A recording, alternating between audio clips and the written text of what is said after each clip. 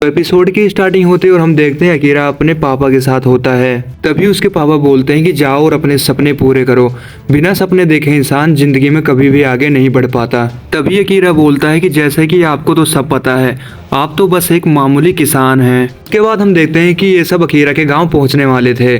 तभी बीट्रिक्स कहती है कि काश उसके मॉम डैड सही सलामत हों। तो अकीरा कहता है कि मुझे पूरा भरोसा है, वो लोग बिल्कुल ठीक ठाक होंगे। तभी केंचो भी कहता है कि मैं जरूर उन्हें अपने बारे में बताऊंगा कि मैं तुम्हारा दोस्त हूँ और उन्हें अपने जोक्स से हंसाऊंगा भी। हम देखते हैं कि अकीरा थोड़ा घबराया भी हुआ था क्योंकि वो अपनी फैमिली से 3 साल बाद मिलने वाला था। अभी हम देखते हैं कि रास्ते में एक टनल आती है जो कि बाहर से ब्लॉक हुई थी और उसके अंदर भी ढेर सारे ज़ॉम्बीज भरे पड़े थे। फिर सुजुका कहती है कि वैसे तुम्हारा गाँव टनल पार करने के बाद में आता है ना। केंचो कहता है कि कहीं ऐसा तो नहीं कि ये सारे तुम्हारे गांव वाले हैं, लेकिन अकीरा उनमें से किसी को नहीं पहचानता था। तभी सुजुका बोलती है कि अब वो टनल के रास्ते नहीं जा सकते, इसलिए उन्हें जंगल के रास्ते जाना होगा। जिसके बाद ये चारों जंगल के अंदर जाने लगते हैं और हम देखते हैं कि अकीरा अपनी फैमिली को लेकर टेंशन में था, लेकिन सुजुका उसे समझाती है कि टनल की एंट्रिंग और एग्जिट दोनों ही बाहर से ब्लॉक हैं। इसका मतलब गांव वालों ने शहर से आने वाले ज़ॉम्बीज को उसी में सील कर दिया होगा। अभी ये देखते हैं कि इनकी तरफ एक बूढ़ा आदमी चिल्लाते हुए आ रहा था और उसके पीछे एक ज़ॉम्बी सुअर पड़ा था, लेकिन बैट्रिक्स अपने एरो से उस सुअर को वहीं पर मार देती है। वो आदमी अपनी जान बचाने के लिए उनसे शुक्रिया बोलता है। तभी अकीरा पूछता है कि आप इस जंगल में क्या कर रहे हैं। वो आदमी बताता है कि वो शहर से आया है क्योंकि वहाँ पर ढेर सारे ज़ॉम्बीज भरे पड़े थे, तो उसे जंगल के अलावा और कोई भी अच्छा जगह नहीं मिला। इसके बाद ये लोग सोचते हैं कि आखिर में ये आदमी इस जंगल में कैसे रहता होगा।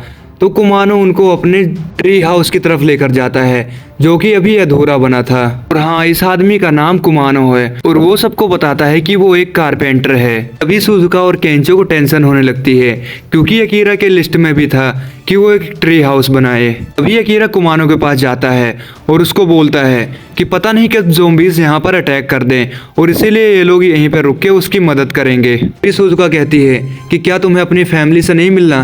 तो अकीरा कहता है कि ऐसा कैसे हो सकता है कि हम किसी को खतरे में छोड़ के जाएं। तभी अकीरा उन लोगों को ट्री हाउस के बारे में ज्ञान देने लगता है। वो कहता है कि ट्री हाउस को हम किसी भी शेप में बना सकते हैं और ये काफ़ी ज़्यादा खूबसूरत होते हैं और ब्ला ब्ला ब्ला ज्ञान देने लगता है और इसी के कारण केंचो और सुजुका को उसकी बात माननी पड़ती है। इसके बाद सुजुका और बैट्रिक्स जाके एक जगह साइड में बैठ जाती हैं और सुजुका कहती है कि ये सारे लड़के एक जैसे ही होते हैं। दूसरी तरफ हम देखते हैं कि कुमानो अकीरा और केंचो को कुछ ज्ञान दे रहा होता है ट्री हाउस बनाने के बारे में। वो बताता है कि जैसे कि हम पाइप में पानी भर के पिल्लर के बारे में पता चला सकते हैं कि वो ऊंचा नीवा तो नहीं है और उन्हें हर प्लैंक के बीच में 5 सेंटीमीटर का गैप रखना है ताकि पत्तियां उनमें फंस ना पाएं। वो कहता है कि अगर कुछ समझ में ना आए तो जंगल से ही पूछ लो, ट्री हाउस की बुनियाद पेड़ ही होती है। अगर वो पेड़ सूख जाए तो ट्री हाउस भी टूट जाएगा और पेड़ के बारे में तो सोचो ही सोचो, साथ में अगल बगल की धरती के बारे में भी सोचो। ऐसा करने पे तुम पूरे जंगल के बारे में सोचने लगोगे और तुम्हें जंगल की आवाज़ भी सुनाई देगी। और अकीरा को उस अंकल की बातें सभी अच्छी लगती हैं और वो सोचता है कि अगर उसे पूरी दुनिया की आवाज़ सुनाई दे तो वो अपने बकेट लिस्ट में क्या लिखेगा। इसके बाद अकीरा उस बुढ़े से बोलता है कि मेरा बचपन से ही सपना था ट्री हाउस बनाने का।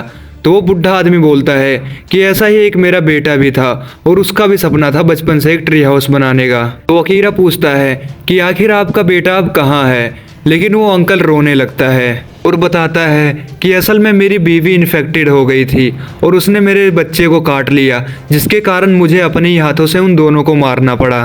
कुमानो सोचता था कि उसके पास बहुत टाइम है और जब वो रिटायर हो जाएगा तब तक उसका बेटा बड़ा हो जाएगा और वो उसके साथ में मिलकर ट्री हाउस बनाएगा, लेकिन अब उसका बेटा इस दुनिया में है ही नहीं। लेकिन तभी कुमानो के हाथ से एक प्लैंक छूट जाता है और अकीरा जाके उसे उठाता है और कहता है कि अब वो उनके साथ है। जिसके बाद कुमानो फिर से जोश में आ जाता है। जिसके बाद वो सब मिल करके ट्री हाउस को कंप्लीट कर देते हैं और अकीरा और केंचो वहाँ पे ट्री हाउस के मजे लेने लगते हैं। इसके बाद हम देखते हैं कि लिस्ट में से एक और चीज कट हो गई थी। जिसके बाद ये लोग वहाँ से जाने के लिए तैयार हो जाते हैं और कुमानो कहता है कि अगर तुम्हें कभी भी किसी चीज की जरूरत पड़े तो मुझे एक बार आवाज मार लेना। इसके बाद ये लोग वहाँ से निकल लेते हैं और एक पतले रास्ते से जाने लगते हैं। तभी अकीरा उन्हें बताता है कि इस जगह का नाम हंग्री जॉर्ज है और वो इसलिए क्योंकि यहाँ से कई लोगों की गिर के मौत हो चुकी है। सड़क बनने से पहले लोग इसी रास्ते से आया जाया करते थे। इसके बाद ये लोग एक वुड के ब्रिज को भी पार करते हैं और हम देखते हैं कि अकीरा को छोड़ के बाकी सबकी हालत खराब हो चुकी थी। इसके बाद ये लोग अकीरा के गांव की तरफ पहुंच जाते हैं और अकीरा दूर से उन लोगों को अपना घर दिखाता है। रास्ते में अकीरा सोचता है कि उसने अपने माँ बाप के लिए अभी तक कुछ नहीं किया। हर बेटा अपने माँ बाप के लिए कुछ ना कुछ करता है। इसके बाद ये लोग अकीरा के गांव में पहुंचते हैं और अकीरा देखता है कि चारों तरफ सन्नाटा है, वहाँ एक भी इंसान नहीं दिख रहा था। और ये देखकर अकीरा घबरा जाता है और वो अपनी घर की तरफ भागने लगता है और उसके पीछे सभी लोग भागने लगते हैं। और जब अकीरा अपने घर का गेट खोलता है तो वो देखता है वहाँ सारे बूढ़े लोग दारू पी के नाच रहे होते हैं। तभी वो बूढ़े लोग अकीरा को देख के बोलते हैं, अरे ये तो अकीरा है, तेंदो का बेटा। और वहीं पर अकीरा के मॉम डैड भी बैठे होते हैं। तभी अकीरा रोने लगता है और अपने मॉम डैड को बोलता है कि आपका शुक्रिया हर रोज मेरे लिए मेहनत करने के लिए। वो हमेशा काम का बहाना बनाता था ताकि उसे यहाँ पर आना ना पड़े और इसलिए वो अपने मॉम डैड से माफ़ी मांगता है। जिसके बाद अकीरा के डैड उठते हैं और उसकी तरफ आते हैं और उसको जोर से एक सर पे मुक्का मारते हैं और कहते हैं कि तुम यहाँ इतनी दूर आए हो ये फालतू की बातें करने के लिए। और वो अकीरा के बाकी फ्रेंड्स से कहते हैं कि तुम लोग बहुत दूर से आए हो, थक गए होगे और यहाँ पे जगह की कोई कमी नहीं है, तो तुम लोग जाओ और आराम करो। इसके बाद अकीरा के डैड वहाँ से खेत में काम करने के लिए निकल जाते हैं। तभी सुजुका सोचती है कि जैसा मैंने सोचा था अकीरा के डैड के बारे में, ये उससे बिल्कुल अलग है। इसके बाद अकीरा की मोम सबके लिए खाना बनाती है और वो बता दे कि ये सारी सब्जियां उनके ही खेत की उगाई हुई हैं और वो खाना उन लोगों को बहुत अच्छा लगता है। तभी सुजुका अकीरा की मोम से पूछती है कि क्या आप लोग इसी तरह यहाँ पर रह के गुजारा करते हैं? तो उसकी मोम बताती है कि हाँ, यहाँ के रास्ते हमेशा सर्दियों में बंद हो जाते हैं। हम हमेशा सर्दियों में खेती और शिकार करके गुजारा करते हैं, इसलिए हमारे लिए ज़्यादा मुश्किल नहीं है। तो बेट्रिक्स कहती है, अच्छा जो टनल में लोग फंसे हैं वो कौन है? तो अकीरा की माँ कहती है कि शहर से बहुत लोगों ने आके यहाँ पे रहने की कोशिश की जब उन्हें पता चला कि यह जगह सुरक्षित है, लेकिन उनमें से कुछ को इन्फेक्शन था और उन्होंने अपने साथ वाले को भी इन्फेक्टेड कर दिया, इसलिए हमारे पास और कोई रास्ता नहीं था टनल बंद करने के अलावा। लेकिन फिर भी शहर से आए कुछ लोग इन्फेक्शन से बच गए थे और यहाँ पर काफी खाली घर हैं, इसलिए हमने उन्हें खाली घर में रहने के लिए जगह दे दी। फिर बेट्रिक्स अकीरा से कहती है कि तुम्हें अपनी लिस्ट में होम रिनोवेशन भी ऐड कर लेना चाहिए। लेकिन तभी अकीरा को याद आता है कि वो यहाँ पर अपने मोम डैड की मदद करने आया है। वो अपने मोम डैड को एक अच्छा बेटा बन के दिखाना चाहता है। इसके बाद हम देखते हैं कि अकीरा की मोम बर्तन धो रही होती है। तभी अकीरा उनके पास जाके बोलता है कि मोम आप आराम करो, आप बहुत थक गई होगी, बर्तन मैं धो देता हूँ। तभी अकीरा की मोम कहती है, तुम्हें मेरी टेंशन लेने की जरूरत नहीं है, तुम सफर से थक गए होगे, इसलिए तुम जाके आराम करो। लेकिन तभी अकीरा के डैड आ जाते हैं और वो अकीरा से कहते हैं कि मुझे तुम्हारी मदद चाहिए। इसके बाद ये लोग काम करने को खेत में जाते हैं। तभी अकीरा अपने डैड से पूछता है कि क्या आपकी कमर की दर्द अब ठीक है, क्योंकि खेतों में काम करना बहुत मुश्किल है, लेकिन अब मैं आ गया हूँ तो मैं आपकी हर तरीके से मदद करूंगा। लेकिन उसके डैड बोलते हैं कि गाँव में सभी लोग अपना काम सही से कर रहे हैं, तो तुम्हें मेरी टेंशन नहीं लेनी चाहिए। इसके बाद हम देखते हैं कि अकीरा सब्जियां धो रहा होता है और वो सोचता है कि आखिर मैं बेटे होने का फर्ज कैसे अदा करूं। इसके बाद हम अकीरा के डैड को देखते हैं और उनके मुंह से खून की उल्टी हो रही थी, यानी कि उनकी कोई बीमारी थी और उनके पास अब ज्यादा टाइम नहीं बचा था। लेकिन वो फिर भी इसके बारे में अकीरा को कुछ भी नहीं बताते हैं। इसके बाद अकीरा को रास्ते में 4 लड़के दिखते हैं और वो शहर से आए हुए होते हैं। तभी अकीरा उनमें से एक को देखता है और कहता है शायद मैंने इसको कहीं देखा है। इसके बाद हम उन्हीं 4 लड़कों को देखते हैं और वो रात में उस टनल के पास आते हैं। उनका कुछ करने का प्लान होता है, जिसके बाद हमें इसी लड़के के बारे में बताया जाता है।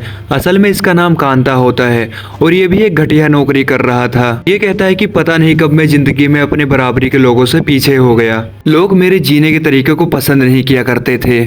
आज मैं अपने स्कूल के टाइम में वापस जा पाता जब मैं अपने दोस्तों के साथ कहीं भी घूमने चला जाता था। लेकिन कुछ दिनों बाद ज़ोंबी पैंडेमिक फैल गया और उसको आसपास की तबाही देखकर बहुत मजा आ रहा था। वो कहता है कि अब मैं अपने तरीके से जी सकता हूँ, अब मैं आज़ाद हूँ, क्योंकि उसे लोग अक्सर पसंद नहीं किया करते थे उसके जीने के तरीके के कारण।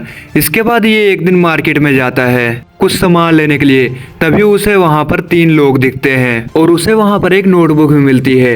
तभी ये उन तीनों के पास जाता है और कहता है कि क्या तुम मेरा साथ दोगे, तुम सब समाज के ठुकराए हुए हो, इसलिए हम सब मिलकर अब कुछ भी कर सकते हैं। इसके बाद ये तीनों मिलकर अपनी बकेट लिस्ट बनाते हैं और उसमें अपनी इच्छाएं लिखते हैं और इनकी ख्वाहिशें कुछ अच्छी नहीं थी, ये कुछ तबाहियां मचाना चाहते थे। जिसके बाद ये एपिसोड यहीं पर खत्म हो जाता है। दोस्तों मेरी आपसे एक रिक्वेस्ट है, प्लीज हमारे चैनल को सब्सक्राइब कीजिए। तो मिलते हैं हम अपनी नेक्स्ट वीडियो में, तब तक के लिए गुड बाय।